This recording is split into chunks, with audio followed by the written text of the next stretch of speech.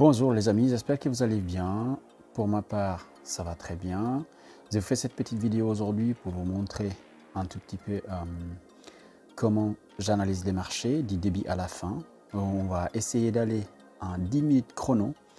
Rassurez-vous, on ne va pas dépasser. D'accord. Donc, dans un premier temps, j'arrive sur la plateforme.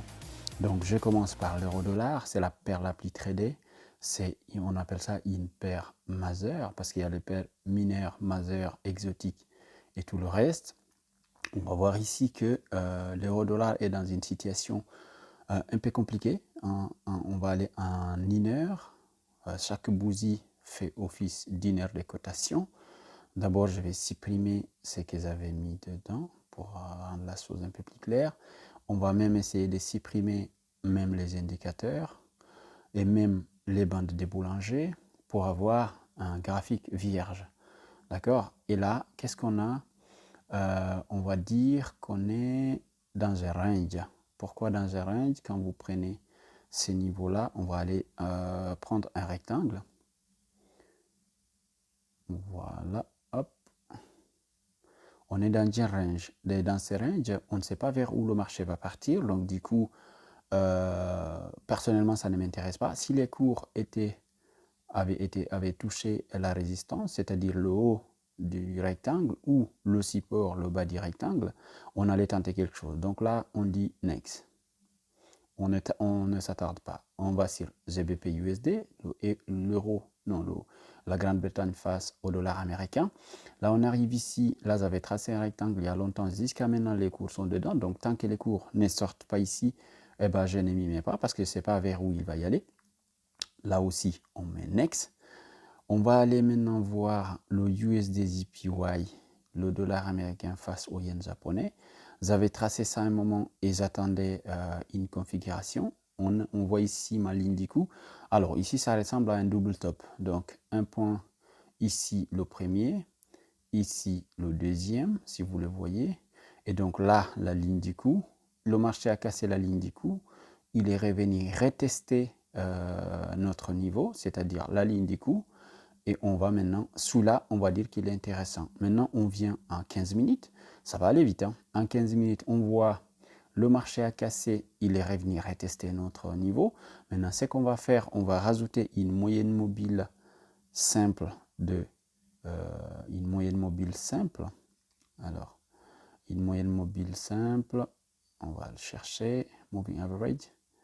Moyenne mobile simple. On va mettre seulement une qui sera à 50 périodes. D'accord? On va enlever ce lisson et on met appliquer. Donc, on voit que les cours ont cassé la moyenne mobile qui est ici en vert. Et donc, les marchés en 15 minutes sont en dessous de notre moyenne mobile. Notre ligne de coût a été cassée. Et ben, il y a une forte chance que les marchés continuent la baisse. Et autre point important, on voit que MACD, c'est ces deux moyennes mobiles qui se croisent, donc elles sont négatives. Donc sous la ligne 0, il y a 0, il y a moins 100, moins 200, et après vous avez 0, il y a 0.100, 0.200, ainsi de suite. Voilà, on s'est dit, ok, il y a des points qui sont validés. Premièrement, la tendance des fonds est haussière. Deuxièmement, on a identifié un double top. Troisièmement, la ligne des coûts a été cassée. Et quatrièmement, il y a eu le pullback. Le pullback, c'est ces fameux retours de deux bougies vertes et une bougie rouge. Et là, on a tout pour entrer en position. Maintenant, pour entrer en position, qu'est-ce qu'il faut? Est-ce qu'on a un bon ratio? Le prochain atterrissage, autrement dit, le prochain niveau qui risque d'être touché est ces niveaux-là. On va l'illustrer. C'est ces niveaux-là. Et donc, on va voir où est-ce qu'on va mettre notre stop loss, c'est-à-dire notre limite des pertes. On va dupliquer celle-là, on le positionne en haut et on va changer la couleur pour mettre en rouge. Et le tour est joué. Maintenant, qu'est-ce qui nous reste? C'est de simuler la vente. On clique ici. Vous allez voir que là, on a ici SL. Donc, on a 10 contrats. Au lieu de 10 contrats, on va mettre un contrat. Et là, on revient ici. On va mettre seulement un contrat. Un contrat. Et là, on touche notre stop loss, on le met ici, au niveau de notre ligne de coût, là, légèrement au-dessus, et notre TP, on le met ici, un peu plus bas, au 132.966. Donc, on a ici, vous allez voir que c'est un bon ratio, d'accord? On a ici un ratio de 2, plus ou moins. Hein. Alors là, hop, et puis on descend jusqu'à notre ligne qu'on a dit. Ici, on a un ratio de 1.4. Et là, qu'est-ce qu'on va faire? C'est placer notre ordre. Voilà, on a passé cet ordre en vente. Pourquoi? Parce qu'on est dans une tendance haussière, premièrement. Deuxièmement, on a identifié un double top. Donc, le double top, je vais tracer ici une ligne pour vous l'illustrer très bien. Le double top, c'est ça, c'est ces niveaux-là. D'accord? On va mettre AB pour que vous voyez bien. Alors, le point A, c'est de ces côtés-là. Et donc, on va dupliquer celui-là et le modifier. Ça, c'est le point B. D'accord? Ça nous montre que on a un double top. Alors, on va faire comme ça. Appliquer. Donc, du point A au point B, donc la ligne AB, c'est notre, disons, c'est cette ligne qui nous dit que il y a une forte chance qu'il y ait un retournement de tendance, en tout cas temporairement. Et deuxième chose, notre ligne des coûts qui est ici, elle a été cassée. C'est ça la ligne des coûts, parce qu'il y a ici un point, je vais mettre d'autres éclipses. On a ici un point. On va dupliquer, on va le mettre ici, 2 points. Et juste à côté, on a le troisième point, là. D'accord? Et c'est là que ça a été cassé. Et donc, dès que les cours ont cassé ces niveaux-là, on a attendu le pullback, et le pullback est arrivé, et on a pris notre trade.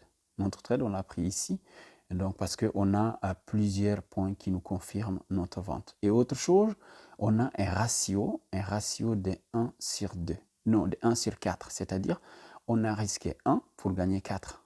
Vous voyez? Donc si vous avez un capital de 1000 euros, supposons, vous allez risquer 20 francs, donc 2% de votre capital, ou 30 francs, 3% de votre capital maximum. Idéalement, c'est entre 20 et 25, donc 2 ou 2,5%.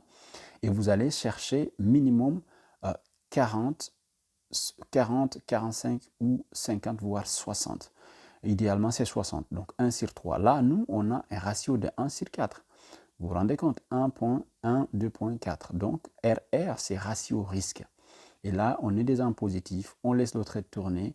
On va revenir, allez, disons, vu qu'on est en 15 minutes, d'ici 2 ou 3 heures, en tout cas avant 14h30, on aura quelque chose. Parce qu'à 14h30, il y a une nouvelle qui va tomber du côté des États-Unis.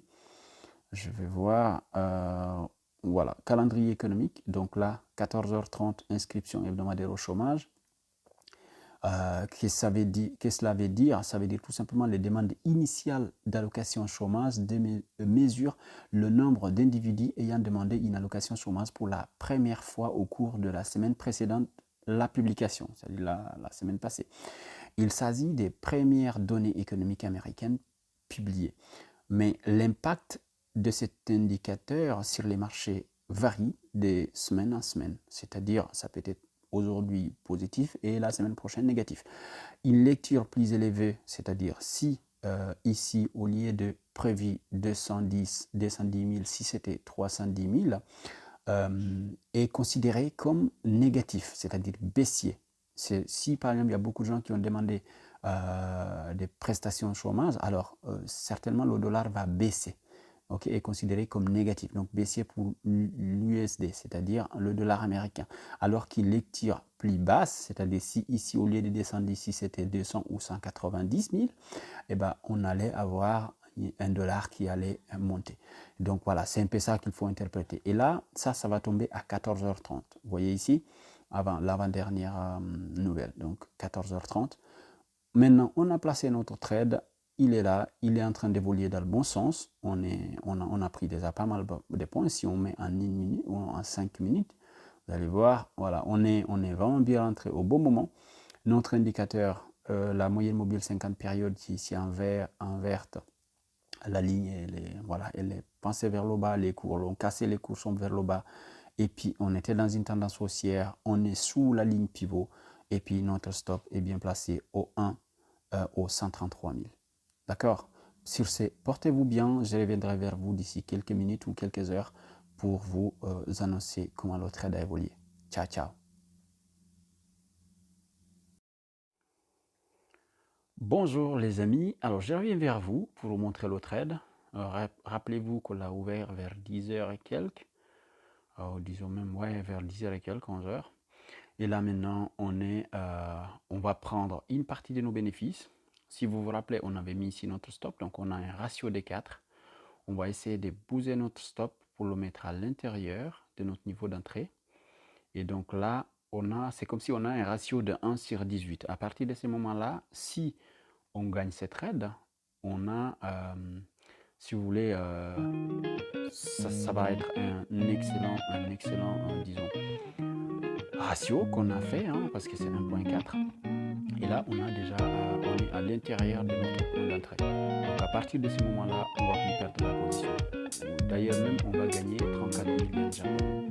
Et donc le trade pour l'instant, il est très bien. On attend. Et puis je reviendrai vers vous une fois que une fois qu'il va arriver à ce niveau-là.